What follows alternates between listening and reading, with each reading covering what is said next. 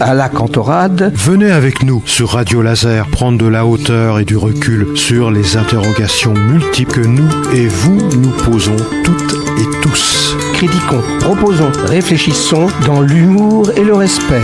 Explorez pendant un mois, chaque semaine, un sujet pertinent avec toujours un invité expert. Bonjour à toutes et à tous, André et Bernard sur Radio Laser à la Cantorade. Bonjour André. Bonjour Bernard et bonjour à toutes et à tous. Alors certes, sur Radio Laser et dans à la Cantorade en particulier, nous vous encourageons, essayons de vous informer pour que vous fassiez votre propre opinion sur les choses de la vie, sur les événements d'ici et du monde en général. Et là, nous allons reprendre des séries de chroniques, de réflexions entre André et moi, qui ont l'ambition d'accentuer notre rapport à la citoyenneté, au monde et à nous-mêmes. Ainsi, nous abordons et reprenons une série de chroniques allant dans ce sens. Nous commençons par le thème « La lassitude ou fatigue démocratique » avec un sous-titre proposé « Citoyens, exprimez-vous et réagissez face à des élus et des non-élus qui ne vous respectent pas ou organisons en conséquence la résilience citoyenne, comme le dit d'ailleurs Cynthia Fleury dans un interview qui a été fait sur une radio concurrente, on va dire. Et donc, nous allons prendre surtout le temps pour traiter ce sujet et en traiter bien d'autres également. Donc, sur ce thème, nous allons dire que depuis des décennies, cette fatigue démocratique s'accroît. Pourquoi ? Les Français sont là. Ils veulent que ça change, que les responsables politiques élus, pour gérer les différents rouages de l'État, les prennent en considération. Ils ont l'impression de ne pas être pris en considération. Ils ont de moins en moins confiance aux politiques, entre guillemets, et peut-être qu'André nous précisera ça. Tout à l'heure, il nous donnera un certain nombre de définitions. Politique vient de police, la cité. Eh bien, les politiques apparaissent de plus en plus éloignés de la cité et des citoyens qui la composent. Il semble à beaucoup de citoyens que certains, une majorité, point d'interrogation, de politiques, pourtant élus, et ayant été élus plutôt à gérer la vie de la cité, ne pensent qu'à gérer leur propre vie et parfois leur ego, parfois leur portefeuille, parfois leur aura sociale. L'incapacité d'ouverture des différents partis également peut être mise en compte. Mais aussi, André, la question de la verticalité, n'est-ce pas ? Oui, parce que l'ouverture, il ne suffit pas d'être ouvert, si on veut, à l'ensemble des choses qui se passent en ce moment, mais il faut aussi être ouvert à une forme de verticalité du pouvoir qui caractérise notre société. Alors, cette verticalité fait que le pouvoir politique, mais aussi économique, en quelque sorte, nous éloigne à la fois des problèmes politiques, mais aussi des problèmes économiques. C'est toute grosse difficulté. Quand on écoute les politiques, ils parlent souvent de manière générale, etc., mais on a l'impression qu'ils n'écoutent pas ce que les citoyens veulent dire. Encore faudrait-il que les citoyens assument leur citoyenneté, on essaiera de préciser plus tard. Mais aussi les économistes. Ils parlent de chiffres, ils parlent de volume, ils parlent de statistiques, etc. Mais on n'entend pas les individus. On parle d'économie, mais on ne parle pas des agents de l'économie. Donc il y a un problème là. Et ça, c'est la verticalité du pouvoir, mais aussi la verticalité des savoirs. Donc tout le monde n'est pas forcément également responsable devant cette verticalité. Mais les citoyens aussi le sont, pas uniquement ceux qui sont au pouvoir. Donc il faut mettre en avant aussi d'autres problématiques telles que la question du climat aussi. Les questions internationales sont importantes, ce qui se passe dans le monde, malheureusement les guerres encore.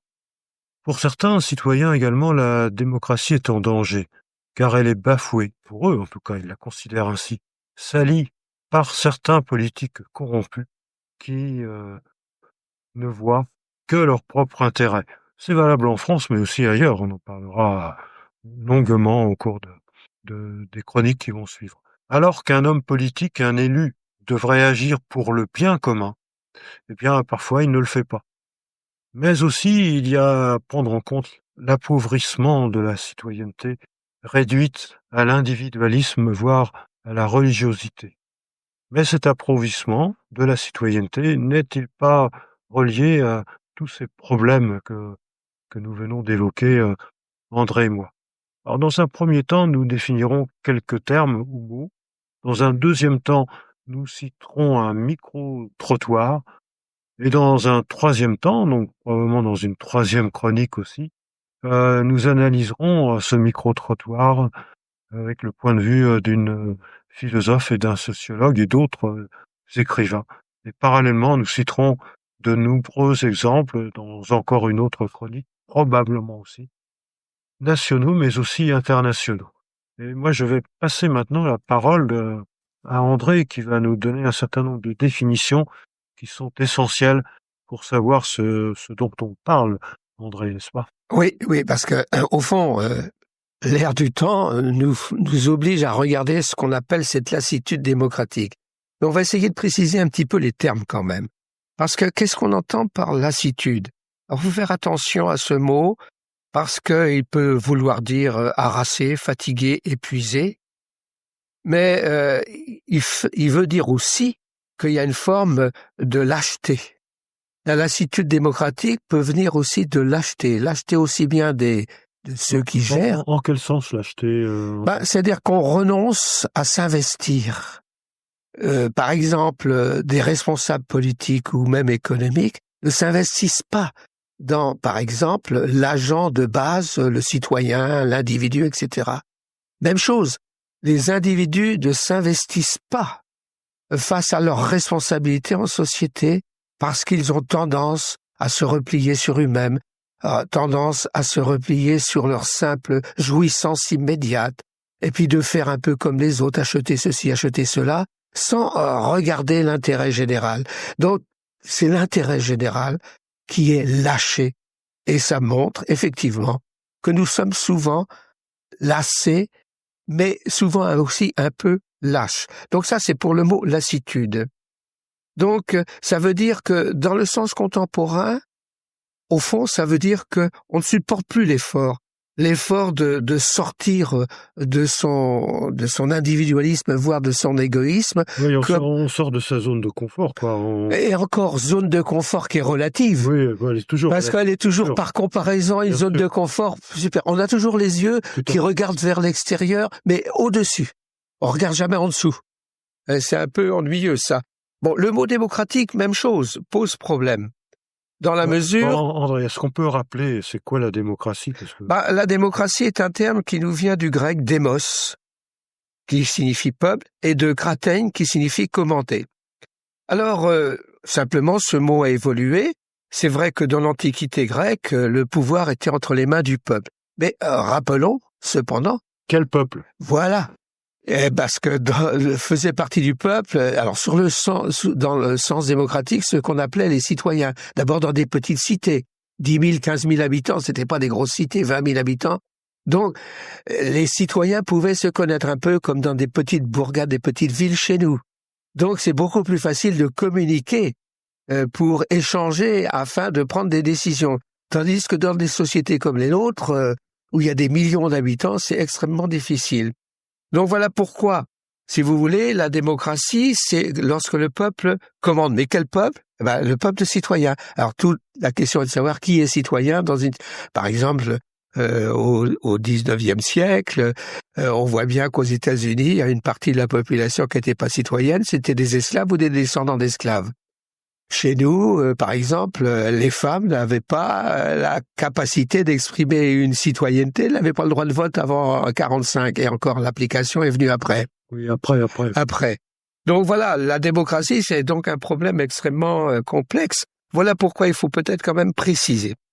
Et la notion de citoyenneté, je crois que tu voulais t'exprimer sur le rapport entre la citoyenneté et la religion, André, aussi. Oui, parce que le problème de la citoyenneté, si on le regarde dans le sens antique, la citoyenneté, c'était d'abord adopter la religion nationale. Alors, dans l'Antiquité grecque, notamment, la religion nationale, c'était le respect de certains dieux, etc., puis d'accomplir certains rites.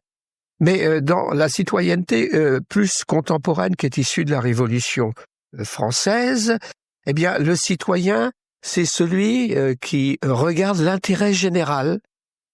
Donc, pour dégager l'intérêt général, ça veut dire qu'il consulte d'autres citoyens pour voir ensemble où est l'intérêt général.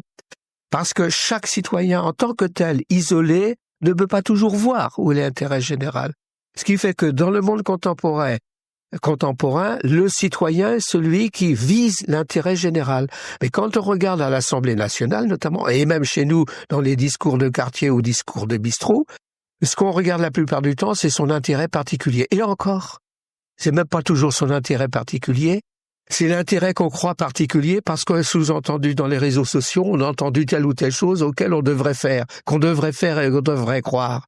Donc, ça veut dire que le vrai citoyen est celui qui, à l'intérieur de lui-même, ne nie pas qu'il a des pulsions, des instincts, de l'égoïsme et tout ce que vous voulez, mais quand il se regarde le monde comme citoyen, il veut privilégier la raison, c'est-à-dire notre capacité de raisonner, la raison, et notre capacité de comportement en raison. Peut-être, André, que à l'école, on n'apprend peut-être pas assez ça, non? Alors, Les enfants. Les enfants, les enfants jeunes pourraient l'apprendre, parce qu'ils sont pas fermés uniquement sur un intérêt, une jouissance immédiate. Donc ça signifie qu'il faut commencer très tôt, effectivement. Oui. Mais il faut donner les moyens à l'école. Il n'y a pas de société démocratique sans une école forte. Forte dans sa formation sous l'autorité du rationnel et du raisonnable. Si on se met sous l'autorité de l'instinct de la pulsion de la consommation, ça marche pas. Donc c'est pour ça que la scolarité doit se centrer fondamentalement sur le meilleur usage possible du rationnel, du raisonnable. Encore faut-il avoir mené une réflexion sur le rationnel et le raisonnable dans le cadre de l'éducation des jeunes. Oui, mais je crois que de l'école. Mais le problème de la réflexion, ça doit porter sur les enseignants et ceux qui font les programmes. Beaucoup plus que les enfants. Les enfants, c'est par usage qu'ils vont peu à peu apprendre cela. Les enfants sont ouverts. Même, en tout cas dans l'école. Mais parfois, c'est l'esprit de famille, d'une certaine manière, qui rentre dans l'école, donc il ferme l'ouverture. C'est pour ça, l'enseignement, c'est difficile. Parce que parfois, il faut même lutter. Il y a deux quêtes de vérité, si vous voulez. Il y a la quête de vérité dans le strict esprit scolaire, dans le bon sens du terme, donc qui veut développer les connaissances qui sont autorisées par les communautés scientifiques, ou qui s'approchent des communautés scientifiques parce qu'il y a des connaissances qui sont encore aux frontières.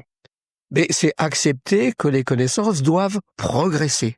Donc si on empêche la progression, il n'y a plus de connaissances scientifiques raisonnables, raisonnées, connaissances raisonnées possibles.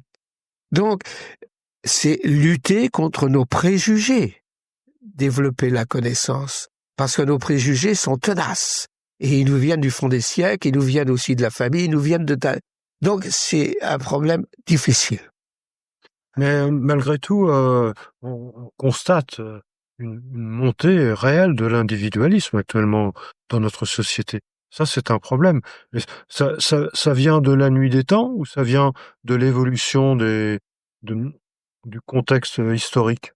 Alors, il y a les deux. Hein. Ça vient de la nuit des temps. D'abord, et puis il y a le contexte, si j'ose dire. C'est quoi, par exemple, la fraternité? Regardez bien la devise de la République française, liberté, égalité, fraternité.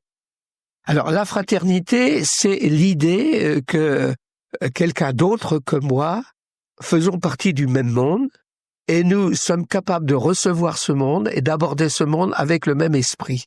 Ça fait la fraternité républicaine. Ne pas confondre avec la fraternité qui est biologique, si vous voulez. Alors, et puis qui est reconnue par le droit, en général dans les bonnes sociétés. Mais dans d'autres sociétés, c'est par les coutumes que c'est reconnu. Donc, la coutume, ça veut qu'il y ait un père, une mère, des enfants, ou un père, plusieurs mères, ou plusieurs mères, ou plusieurs mères, plusieurs pères. mais c'est lié aux coutumes locales. Alors les religions, notamment monothéistes, ont voulu réduire la notion de famille autour du père, de la mère, du grand-père, de la grand-mère, du frère, des sœurs, etc. Et le poids des religions a été très très important en France jusqu'à récemment. Et le rapport entre religion et citoyenneté, bon, ça n'a pas fait très très bon ménage peut-être pendant un temps. Chez nous, en France, par exemple, les religions monothéistes ont servi abondamment les monocraties aussi, c'est-à-dire le roi tout-puissant, puisqu'il était. Mais aussi, faut pas oublier quand même qu'il y avait les religions populaires, notamment en Bretagne, où les curés de campagne, pour parler d'eux, eux ne sortaient pas de l'aristocratie. La structure religieuse catholique faisait que les évêques devaient retenir de l'aristocratie, les cardinaux n'en parlons pas, ils pouvaient même être civils, mais pourvu qu'ils appartiennent à un monde aristocratique, sauf exception. Est-ce que ces religieux étaient citoyens, agissaient en tant que citoyens, peut-être citoyens par rapport à leur communauté, mais par rapport à l'ensemble de la communauté bretonne, par exemple? La communauté bretonne avant les révolutions françaises, c'était comme toutes les communautés, il n'y avait pas de citoyens. Pas au sens de la Révolution française. Voilà. C'est-à-dire, il n'y avait pas d'égalité. Il y avait une forme d'aristocratie, c'est-à-dire ceux qui étaient considérés comme les meilleurs de la cité, c'est eux qui devaient commander. Mais le soldat de base, c'est-à-dire l'ouvrier agricole, principalement les ouvriers des petites saucisses là, il n'avait pas droit à la citoyenneté. Autre aspect, je crois que tu voulais aborder la notion de souverain, et on y reviendra au cours de la chronique suivante probablement.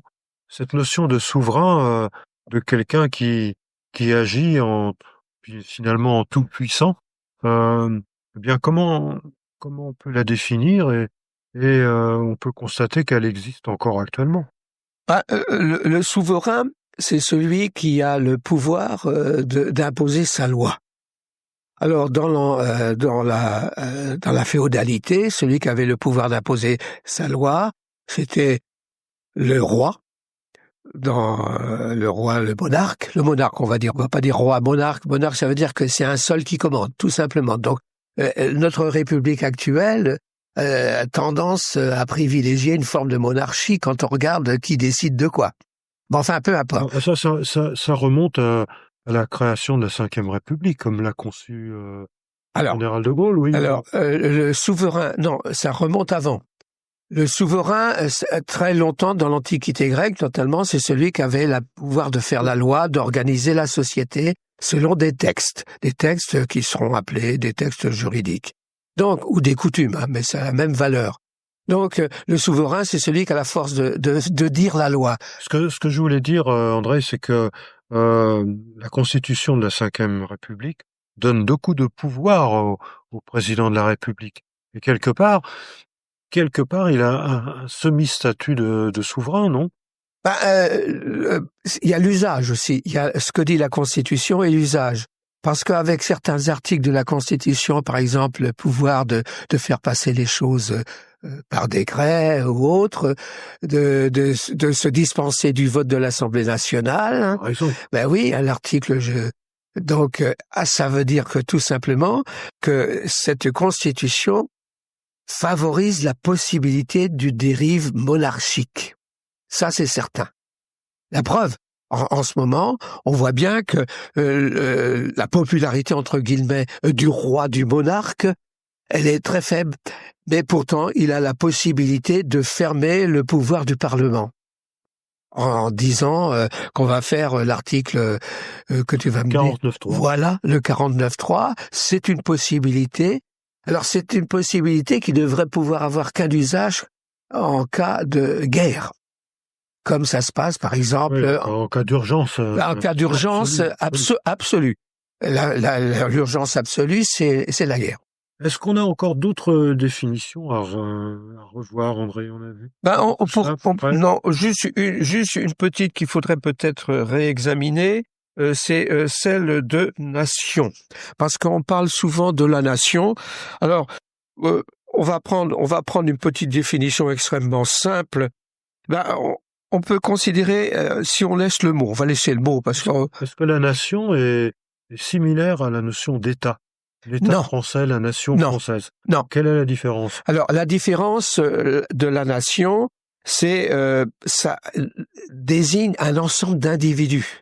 L'État ne désigne pas un ensemble d'individus. Il désigne une structure qui cadre ces individus. C'est pas la même chose et qui cadre aussi l'exercice et qui distribue l'exercice des pouvoirs. Ça s'appelle l'État. Mais la nation, c'est autre chose, l'ensemble d'individus. Mais les individus comment? Cet ensemble est défini comme corps social, n'est-ce pas? Et donc, de ce point de vue, il n'est pas le gouvernement. La nation n'est pas le gouvernement. Donc, il n'y a que le corps social. Alors, le corps social, ça signifie pas simplement les gens qui sont nés d'une même issue. Le corps social, c'est ceux qui forment société à un moment donné de l'histoire. Tout simplement. Donc, c'est la sociologie qui peut nous définir. Et non pas l'État. L'État ne définit pas le corps social. Mais il peut proposer une définition ou réduire le corps social, par exemple, à tous ceux qui sont nés en Bretagne. C'est quand même réducteur. Tout à fait. Ok, bien, nous avons fini cette première chronique, André. Oui. On rajoutera peut-être, mais on l'abordera au cours de la deuxième chronique, le mot grotesque. Vous verrez pourquoi ce mot grotesque est tout à fait intéressant. On vous souhaite à toutes et à tous un bon week-end et on se retrouve pour la seconde chronique qui est dans la continuation stricte de ce que nous venons d'aborder, puisque nous allons commencer cette deuxième chronique par un extrait d'un micro-trottoir. Vous verrez cela la semaine prochaine. On vous souhaite un très très bon week-end. Prenez soin de vous. Au revoir. À bientôt. Au revoir. À bientôt.